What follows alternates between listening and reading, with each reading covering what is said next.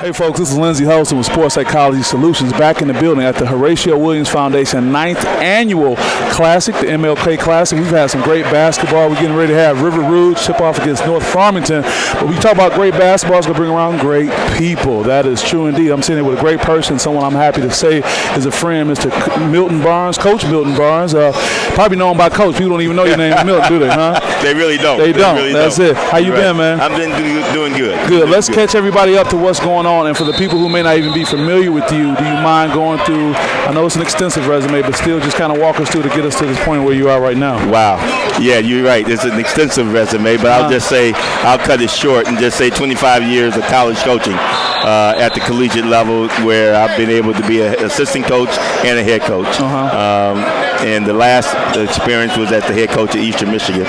But I've coached in the NBA D League. Wow. Scouted for the NBA for 10 years. Oh, wow. So in all those years, I also coached high school basketball back in Albion, back in the day. Back in the day. Yeah, so I've been around a few blocks. Sure. And currently right now, where are you hanging your coaching hat at? I actually returned back to Michigan to my grassroots, and I'm coaching at Jackson High School. At Jackson High School. Okay, now we know where he is. And again, folks, that was a short version. Believe me, there's a whole lot. Coach, I appreciate it. So talk about you coming out to support Horatio Williams. What does Horatio, his foundation, in today's games mean to you? Well, I think it's a good cause to support an organization who's doing good things for young people. And I'm always in favor of supporting good organizations who's trying to help the development of young people and the development of the game. Right. I think that's important, and I think you bring in quality teams, and this is an opportunity for people all over the state to come over here and see some quality basketball. Yeah, I want to eventually end up with what you're talking about, with where we are with high school basketball. But talk about the trajectory of where high school been. There was an article out about 5 years ago that said high school basketball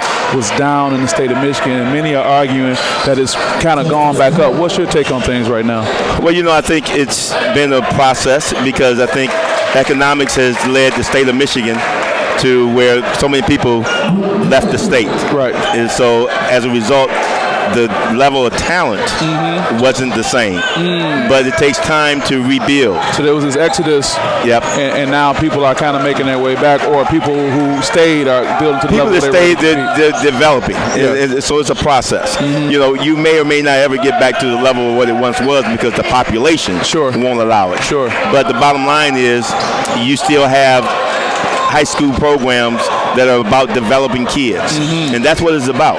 It's about developing whatever the talent is you have. Sure. And trying to bring out the best in them. I got to accept what I have. That's right. I got to do it. That's right. Okay, so that's it. So talk about some other things that are heavy on your mind and heavy on your heart as it relates to what's happening with high school basketball, with your transition back into it. One of the disappointing things about I experienced firsthand just here last week, where officials have the authority to give you 2 T's, 2 technical fouls, and then it affects the next game, because the state rule says you're suspended for the next game. So the 2 T's eject you from that game right there, and it's an automatic suspension for the next game. Right. Even if it's a high school championship game. Doesn't matter. You have a 1-game suspension. Well, my only contention with that is there ought to be at least a review. A process. Wait a minute, don't you get a chance to write a review at the end of the season?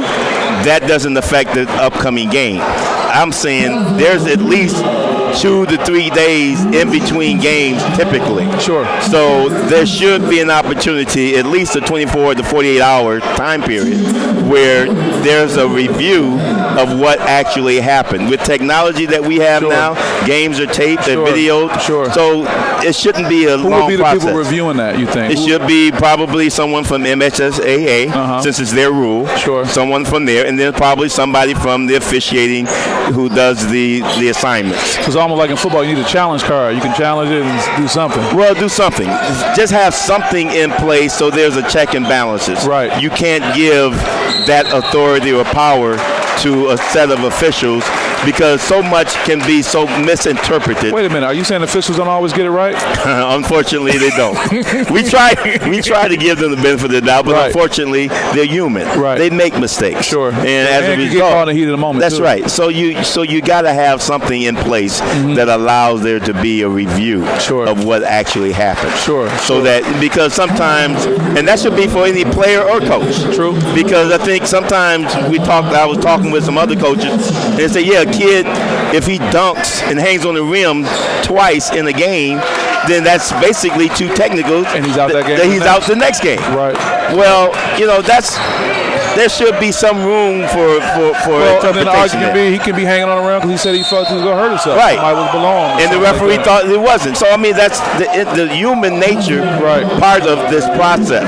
So we're moving away from the Major League Baseball approach where it's just the eye and there's no replay and all that kind of stuff. We just focus on that. We need to have something in place, period. Okay. That there can be a due process. Sure. To make sure that the suspension is actually fits the crime. Sure.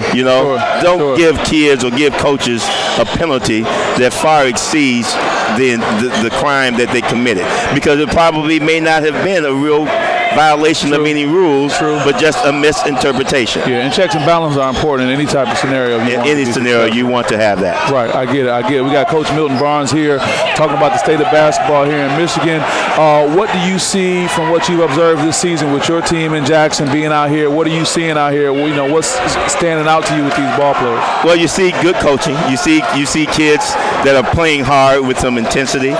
So, to be on this, I think this showcase puts you on a platform where you're displaying your program. Sure. And the teams that I've seen so far have done a good job. I've seen some good talent, and I've seen some coaches that are doing a good job with developing young players. Sure. And that's what high school basketball is supposed to be about. So where would that put you if you had to be on one side or the other? The unique article that came out a few days ago with Coach Ward out of King, and it was talking about giving some more attention back to the high school coaches over AAU. Well, unfortunately, first of all, I agree. Okay. Without a doubt, I agree with him, because I think, and that's unfortunate because the calendar the college coaches' calendar is not conducive. And you would know that. Yes, and so it forces coaches to evaluate in the summer. And college coaches want to see the best players, the best talent they can see going against each other. I need to make the most of my time. That's right. I'm here. So there is where the problem lies. So all of a sudden, the college coaches have no choice but to make the summer the emphasis of their recruiting and evaluating. And then they're walking a fine line with the NCAA and all the things that they expect of them to. Right. So why do you think people don't get that, or is it that mindset of no one cares about what the quote-unquote rich college coach is going through compared to everybody else? Well, I think it's one hand has to wash the other.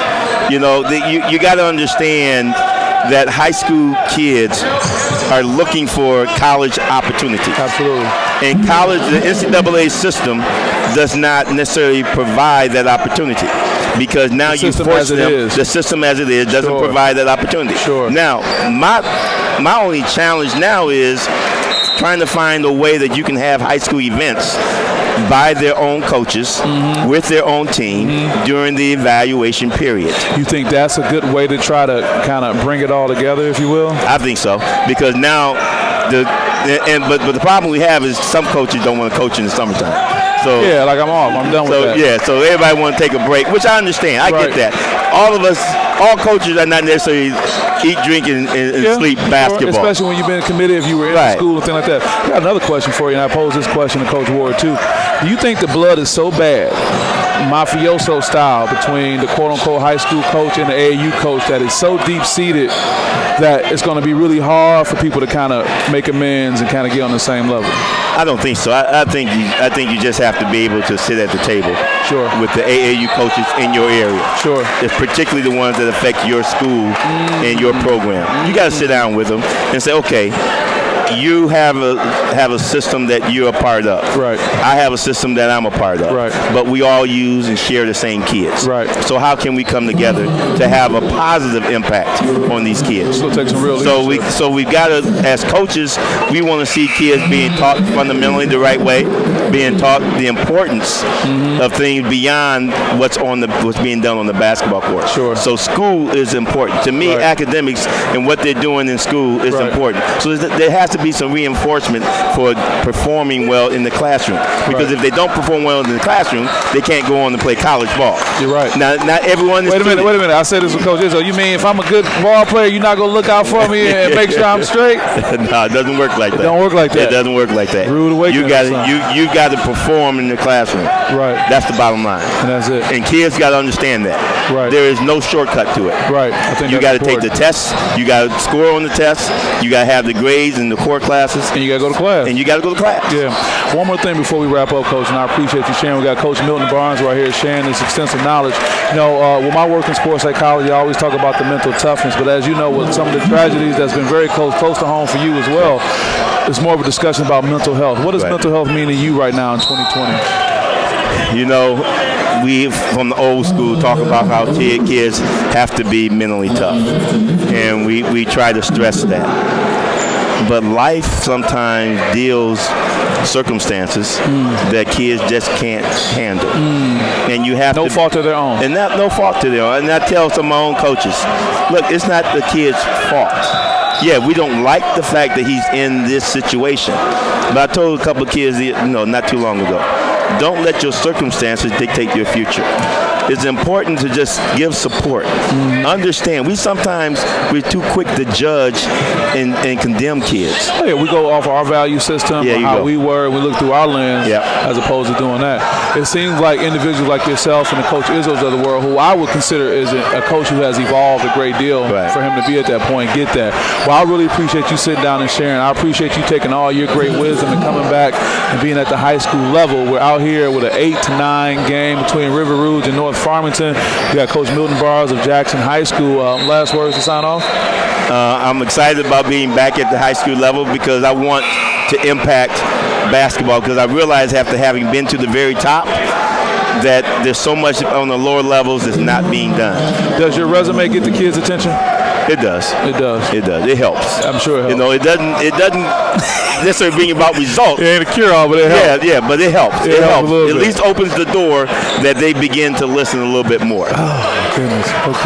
Okay. Well, you guys heard it here. You're going to hear some more between me and Coach Barnes. I appreciate you Thank you for having me. Sit down. Appreciate it. Yep. We'll see you guys soon. That's right, folks. Lindsey Huddleston with SPS back in the building on the southwest side. How do you hit a free throw? How do you finish strong? That's important. The other part of the spectrum is